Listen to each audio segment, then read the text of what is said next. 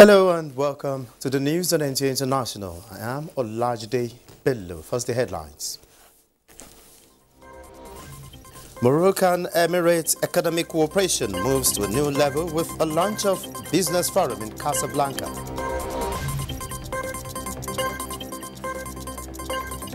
Nigeria and Republic of Benin conclude arrangements to establish a joint one-stop border post.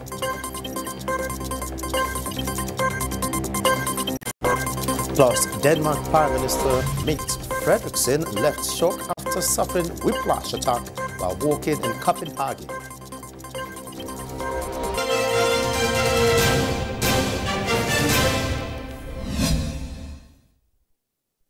President Bola Tinubu has inaugurated 2 roads in the Guzape district of the Federal Capital Territory named after 2 renowned Nigerian prolific writers, J.P. Clark, Chinua Achebe. The inauguration of this project, which is located in Guzape district, Lot 2, is the 9th in the series of presidential projects inaugurated lined up to celebrate the 1-year anniversary of this administration by the Federal Capital Territory Administration. Details of this report will come in our subsequent bulletin. On national minimum wage matters, the Tripartite Committee on National Minimum Wage had concluded negotiation with government and the organized private sector, agreeing on the sum of 62,000 naira new national minimum wage and organized labor standing on 250,000. Recommendations of the committee will be presented to President Bola Tinubu for consideration and presentation to the National Assembly.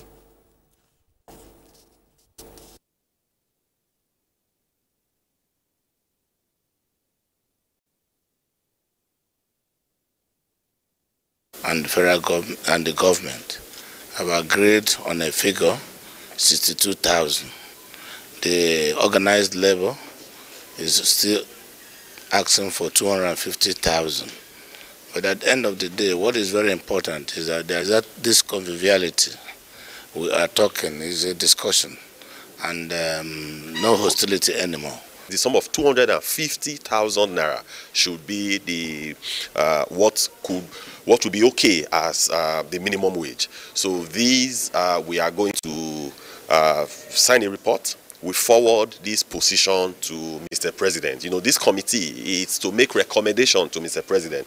So we forward it to Mr. President, and Mr. President will make a recommendation to the National Assembly, and we'll keep pushing to ensure that we have a wage that is that stands the test of time. And the recommendation today came as a result of deeper understanding and deeper studies of all the economic indices, the current inflation situation, the state of the economy, affordability, ability, capability, sustainability. Caution had been displayed all through, so that a figure that would further throw the country into confusion is not announced. The democratic right has been exercised. Mr. President has encouraged, and what has happened is to show that this is a process where you bring your best argument, and the Labour have participated, and they have of course presented a different view, a different argument, and both views are going to Mr. President. But that is the beauty of this, and it's a satisfactory outcome. And then, having come to this end, I believe that we have to move forward. So I'm satisfied. On bilateral relations, U.S. President Joe Biden and French President Emmanuel Macron said that both countries are determined to tighten ties and remain resolute in their support for Ukraine against Russia invasion. Uchoguchuku reports this was at a joint press conference and the U.S. leader visits France. U.S. President Joe Biden pledged Washington's support for Kyiv in its battle against the Russian invasion, warned that Vladimir Putin would not stop at Ukraine as all of Europe will be threatened and that they will not let that happen.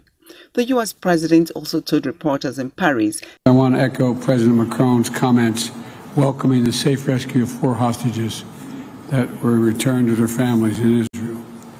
We won't stop working until all the hostages come home and a ceasefire is reached. That is essential to to happen. Both Biden and Macron on Friday met Ukrainian President Volodymyr Zelensky in Paris, pledging support for the Ukrainian cause. The U.S. president has been in France since Wednesday and took part in the commemorations marking the 80th anniversary of the D-Day landings that changed the course of World War II. On Friday, Biden warned of the need to preserve American democracy and draw parallels between World War II and Russia's invasion of Ukraine. French President Emmanuel Macron welcomed Joe Biden at Paris Arc de Triomphe as the two nations seek to tighten ties, with Ukraine's battle against the Russian invasion the dominant topic. Uche Ugochukwu, NTA News. Talking business, Morocco. The dynamism of Moroccan-Emirati economic cooperation moved to a new level after the launch of a business forum in Casablanca in partnership between the Casablanca Chamber of Commerce, Industry and Services, the Dubai Chambers and the Moroccan Agency for the Development of Investment and Exports, where memorandums of understanding were signed between the aforementioned parties and the commercial agreements between companies. Moroccan and Emirati businessmen on the sidelines of the forum, which programmed B2B business meetings covering various sectors ranging from real estate, food industries, renewable energies, as well as the digital economy. Hassan Bikani, head of the Commerce and Industry in Satat City, said the Moroccan market is a really important market. There are 85 Moroccan companies in Dubai, and in the last 5 years, the commercial exchange rate has increased to 7%. He noted that the forum aims to exchange ideas between Moroccan and Emirati businessmen, as Morocco has several interesting resources. Norwegian business authorities said an attack on Prime Minister Mette Frederiksen, which left her shaken and with a whiplash injury, was likely not politically motivated. Uche Ugochukwu has more. Year-old Polish man who was arrested after hitting the Prime Minister on Friday evening has been remanded in custody until June 20 after appearing before a Copenhagen court. The prosecutor told reporters that the police are investigating the incident. The man was suspected of violence against a public servant and deemed a flight risk. Frederiksen's office said she had been taken to a hospital for a checkup after the attack in a Copenhagen square. The assault caused a minor whiplash injury, it said, adding that the Prime Minister was otherwise safe but shaken by the incident and her Saturday schedule had been cancelled. During the hearing on Saturday, the prosecution presented a statement from a doctor describing the defendant as mentally unbalanced. Reports also said the police had described the man, who denied being guilty of a crime, as probably both under the influence of substances and drunk when arrested. French President Emmanuel Macron on Saturday became the latest European leader to condemn the attack as unacceptable in a statement on X. The attack was widely condemned by leading European politicians, including EU Commission Chief Ursula von der Leyen, who said it was a despicable act which goes against everything believed and fought for in Europe. In 2019, Frederiksen became Denmark's youngest prime minister and kept the post after emerging victorious in the 2022 general election. Uche Ugochukwu, NTA News. Now talking anti-money laundering and security, civil society organizations from 13 ECOWAS member states have participated in the 3-day regional sensitization workshop on anti-money laundering and combating counter-terrorism financing requirements in West Africa. Blocking the source of finance for terrorism is the major step to controlling violent extremism, which is a threat to the whole of mankind. The regional sensitization workshop on money laundering and counter-terrorism financing for civil society organizations in West Africa was spearheaded by the Intergovernmental Action Group Against Money Laundering in West Africa, GIABA. It was designed to sensitize civil society to experiences and knowledge on anti-money laundering and counter-terrorism financing issues within the sub-region. It is also to enhance the capacity of CSOs, thereby empowering them to help in the fight against money laundering and terrorism financing. Mr. Edwin Harris is the Director General of GIABA. Money laundering and the financing of terrorism is increasingly linked to organized crime, posing a growing threat to consumers, businesses, and government alike. The global nature of economic and financial crime is such that no nation can fight the problem alone. Making international cooperation and working closely with our key allies is a critical part of our response. Against this backdrop, that is why you are here as civil society, the tail setter of our society. A Deputy Attorney General and Minister for Justice, Madam Diana Asunaba Dapa, said the target of CSOs to fight perpetrators of anti-money laundering is timely. Aside the integrity of complicit financial institutions being damaged, money laundering and terrorism financing have dire consequences on the region's foreign direct investments. Nonetheless, having our CSOs take their rightful place at center stage with all other relevant stakeholders is imperative, as their voices have effect and reach out to the far and near. At the end of the 3-day deliberations and knowledge sharing, CSOs are expected to come up with recommendations and solutions to assist member states to help address the problem of money laundering and terrorism financing in West Africa.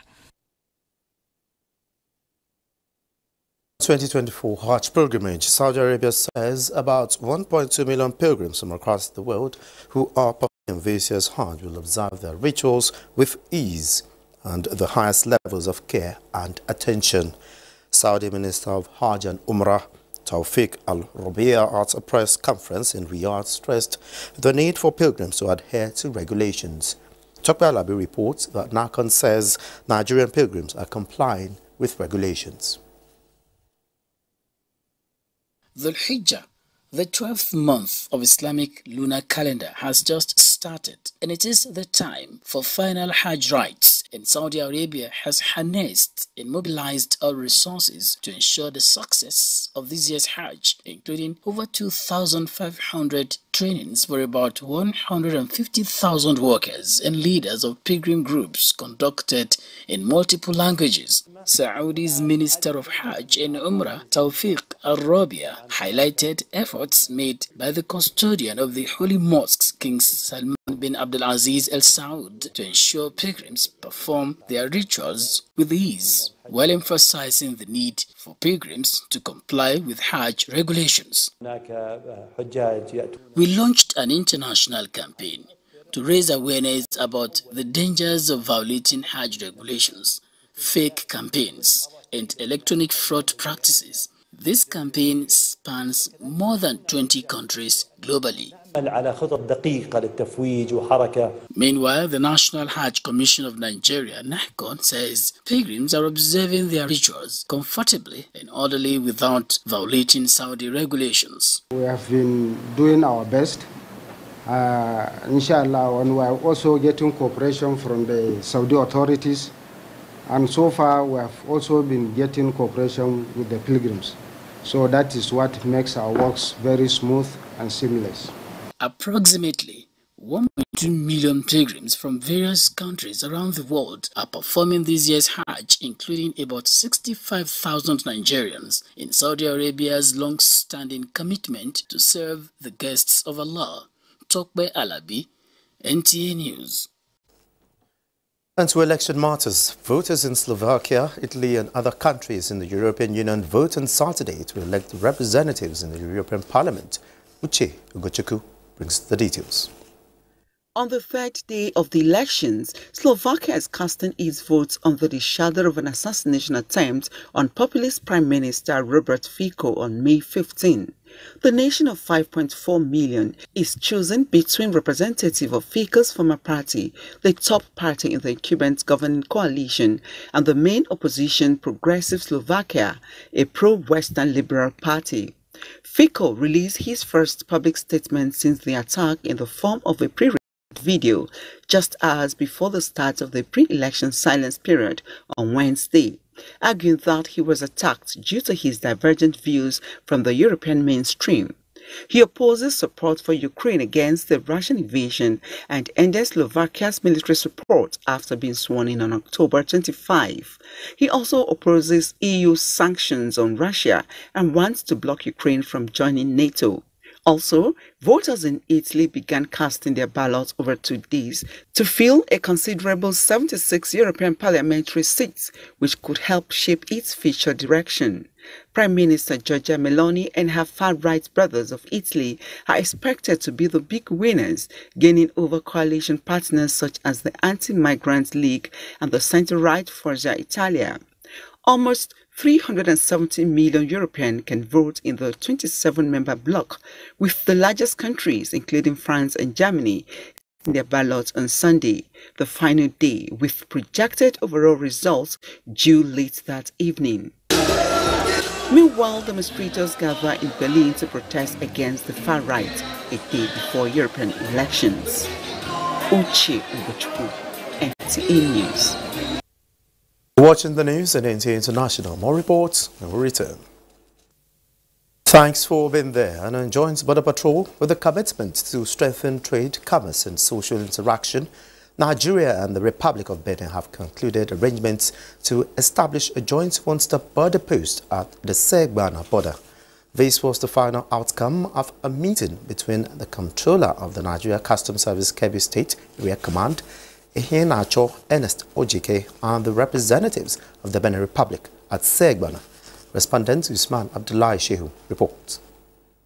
The meeting is a follow-up to the first meeting held on May 21, 2024, aimed at streamlining activities to enhance socio-economic activities between the two countries. During the previous meeting, the Segbana-Zamia border was officially declared open for international business. Now, officials from the two countries have come together again to fine-tune operational modalities for effective border functioning benefiting both entities. At the end of the meeting, both countries agreed to establish an internationally recognized one-stop border post.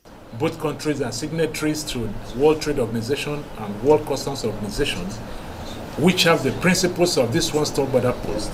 We've agreed that we are going to have a single entry declaration form that both countries will use. Other important aspects discussed included infrastructure, security and logistics. There's also going to be a joint border inspection, a joint agency inspections for goods and persons, as the case may be. So it's going to be a one-stop operation. Coming together, both countries will come together to examine goods. Once this awaited dream of establishing this border post is actualized, the socio-economic challenges in this part of the countries will be a forgotten narrative. In Birnin Kebbi, Usman Abdullahi Shehu, NTA News. And promoting democratic practice and culture, a new vista of partnership has been concretized between the National Institute for Legislative and Democratic Studies, NILDS, and the ECOWAS Parliament to promote democratic practice and culture in the ECOWAS member countries. This was the thrust of discussions when the Speaker of ECOWAS Parliament visits Director General NILDS in Abuja. Muhammad Rabiu Ali reports. Ibrahim knocking the doors of partnerships with relevant stakeholders to achieve her mandate as the first female speaker. At the National Institute for Legislative and Democratic Studies, Speaker Ibrahim acknowledges challenges facing the sub-region, assuring that with the support of NILDS and other relevant institutions, the community will be better. I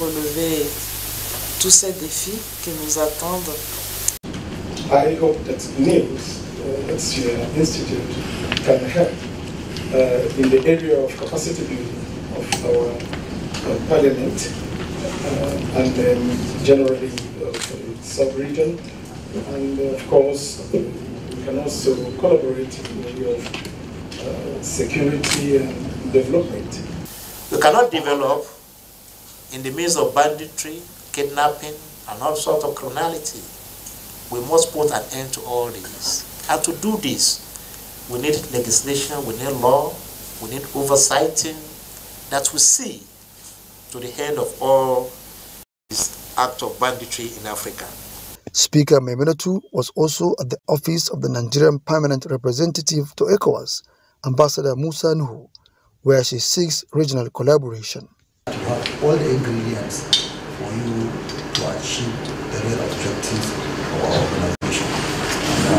So we can use that platform more closely and ensure that Parliament achieves this objective. It was another positive engagement when the ECOWAS Parliament leadership visited office of the Auditor General, ECOWAS Parliament and ECOWAS Court of Justice, all in furtherance to having a good working relation. In Abuja, Muhammad Rabiu Ali, NTA News. On to judicial matters, the ECOWAS Court of Justice sitting in Abuja has ordered the Republic of Togo to pay 15 million cefas as damages to one Al-Hassan Dibasi Fadia, a former employee of Pan-African airline, the Lomé-based ASCII Airlines. In a judgment presided over by Justice Edward Asante, the court cited that the government of Togo violated Article 7, subsection 2 of the African Charter on Human and People's Rights in his dismissal. Mohamed Rabiu Ali reports. The three-member panel, led by Justice Edward Amoko Asante, reviewed the case of Al-Hassan, a former pilot who was sacked by Lomé-based Airlines in 2021 on a retroactive ministerial order alleged to have fraudulently obtained a flying license, falsifying his flight logbooks. After accusations and counter-accusations on the action taken against the applicant under ministerial order, the court said it was a violation of his rights. The Republic of Togo argued that the order was simply a procedural law passed to implement existing provisions of Civil Aviation Code 2016, which applied on the applicant, including disciplinary proceedings. The presiding judge cited a decision of the European Court of Human Rights that the protection against retroactive application of laws applies to provisions defining offences. The penalties, he insists, do not in principle reflect the immediate application of procedural rules, including to pending cases. The court therefore ordered the Republic of Togo to pay 15 million CFA as damages to applicant and to take steps not later than 4 months from the date of judgment to reverse the expunge from its official records the disciplinary actions taken against the applicant in violation of his rights.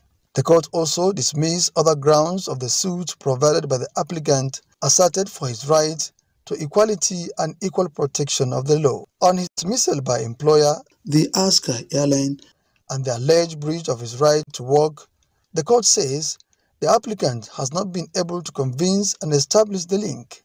Therefore, the respondent did not violate the applicant's right to work, contrary to Article 15 of the African Charter.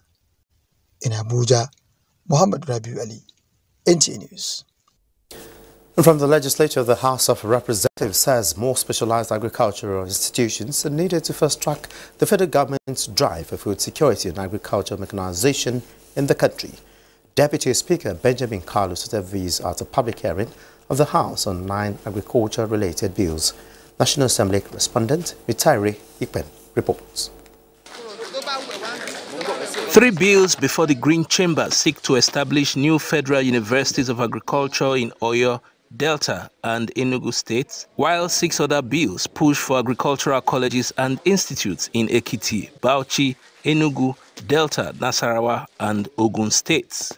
Lawmakers agree that in the quest for food security, such research-based institutions are imperative. If these bills are well processed, they will strengthen the nation's quest for food sufficiency and social and economic development of our country, which is the desire of the current President of the Federal Republic of Nigeria, who prioritized in his renewed hope agenda food security.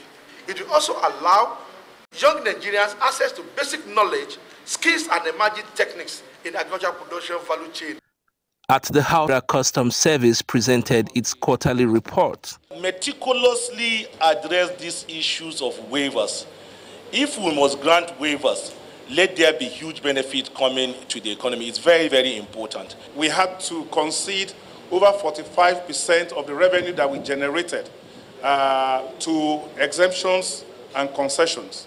Even we as customs were concerned, and we were looking for a paradigm shift in the way we manage the exemptions regimes. The Nigeria Customs Service asked to be carried along in determining beneficiaries of tax exemption policies. From the National Assembly, Mitaire Ikben, NTA News. And to human rights violation, the National Human Rights Commission has frowned at the increasing violations of human rights across the country despite the efforts of the Commission to stem the tide. Executive Secretary of the Commission, Tony Ojukwu SAN, at the presentation of the May 2024 edition of the Commission's monthly dashboard on human rights situation, review via the Commission received a total of 55,218 complaints within the period under review. Chukunonso Mwabweze reports. Victim impact analysis of the National Human Rights Commission indicates that the violations recorded in the month of May 2024, the Executive Secretary of the Commission, Tony Ojukwu SAN, said impacted on an estimated 157,368 persons across the country. This is a distressing indication that despite our efforts, there are still instances where those entrusted with upholding the law become violators of human rights. We must emphasize the importance of accountability and the reasonable use of force by law enforcement agencies. While there was reduction in the area of child abandonment, the period under review recorded an increase in violations of economic, social and cultural rights, as well as significant escalation in the activities of non-state armed groups. Our Human Rights Observatory recorded 298 killings and 360 abductions, largely attributed to terrorist and bandit groups. The Northwest continues to be a region of concern for us in this regard. The Commission, however, condemned the recent ugly trend in the killings of law enforcement agents in some parts of the country, emphasizing that the rule of law should prevail in all situations, no matter the level of provocation. Chukunonso Mwabweze, NTA News. This is where we end the news on NTA International. Thanks for watching. I am Olajide Bello.